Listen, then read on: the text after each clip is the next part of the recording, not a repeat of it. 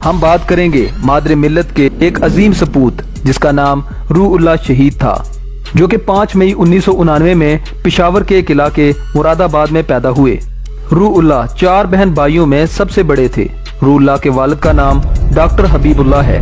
Captain روح اللہ کے والدین انہیں ڈاکٹر بنانے کی خواہش رکھتے تھے، مگر روح اللہ پاک فوج میں شمولیت اختیار کر کے ملک و قوم کی خدمت کرنا چاہتے تھے۔ کیپٹن روح اللہ نے میٹرک اسلامیہ کالجیٹ پشاور سے کیا۔ FSC انہوں نے حیات آباد کے گورنمنٹ ڈگری کالج سے کی۔ روح اللہ کو بچپن سے ہی آرمی میں جانے کا شوق تھا۔ کیپٹن روح اللہ کے والد نے بچپن میں آپ کے لیے ایک آرمی یونیفارم خریدا تھا۔ وہ ہمیشہ اسے پہنے رکھتے تھے، لیکن جب بھی وہ گیلا ہوتا تھا تو آپ اس کے سوکھنے کا انتظار بھی نہ کرتے اور گیلا ہی پہن لیتے۔ یعنی انہیں پاک فوج سے اتنی محبت تھی۔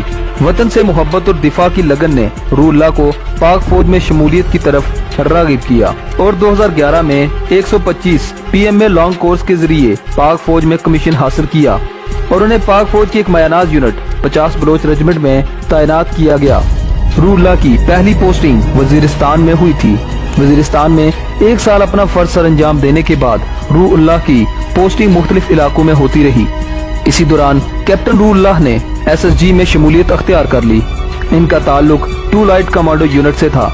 کیپٹن روح اللہ کو عسکری حلقوں میں نہایت ہی قدر کی نگاہ سے دیکھا جاتا تھا، کیونکہ ان کا شمار پاک فوج کے چند ان افسران میں ہوتا تھا جنہوں نے سینکڑوں کی تعداد میں ملٹری اور ریسکیو آپریشنز میں حصہ لیا تھا۔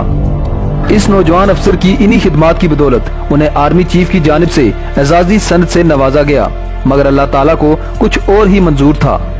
دہشت گردوں نے 24 اکتوبر 2016 میں کوئٹہ کے حساس ترین علاقے سریاب روڈ کا انتخاب کیا، کیونکہ کوئٹہ ایک بار پھر سے دہشت گردوں کے نشانے پر تھا۔ کوئٹہ کو خون میں نہلانے کے لیے جدید اسلحے سے لیس 3 خودکش بمباروں نے منگل کی شب تقریباً 11 بجے سریاب پر واقع پولیس ٹریننگ سینٹر پر دھاوا بول دیا۔ یہاں اس وقت 750 کے قریب پولیس اہلکار تربیت لے رہے تھے۔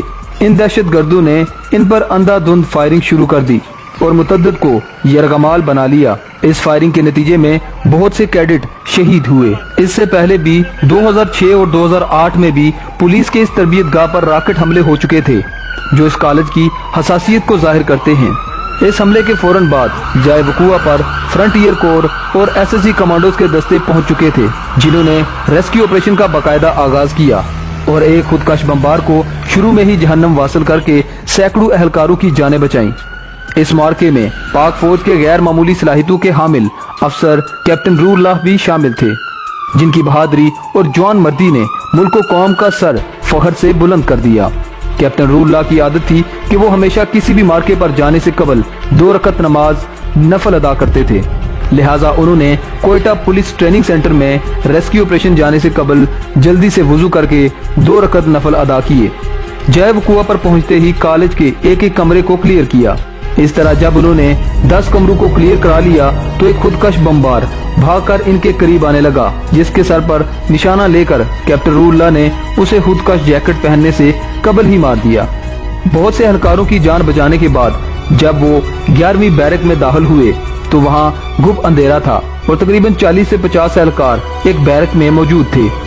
زندگی اور موت چند قدم کے فاصلے پر تھی۔ کیپٹن روح اللہ نے انہیں مخاطب کر کے پوچھا، سارے اپنے بندے ہو، میں SSG کا افسر ہوں، تم لوگ ہاتھ اوپر کر کے باہر نکلتے جاؤ۔ اتنے میں کیپٹن روح اللہ کو احساس ہوا کہ چارپائی کے نیچے کوئی ہے، جو کہ تیسرا خودکش بمبار تھا۔ اس سے قبل کہ وہ اپنی جیکٹ بلاسٹ کرتا، پاک فوج کے اس بہادر سپوت نے من جم بازم کا نعرہ بلند کرتے ہوئے خود کو اس کے اوپر گرا دیا اور یوں بیرک میں موجود 40 سے زائد پولیس اہلکاروں کی جان بچ گئی اور انہیں معمولی سی چوٹیں آئیں۔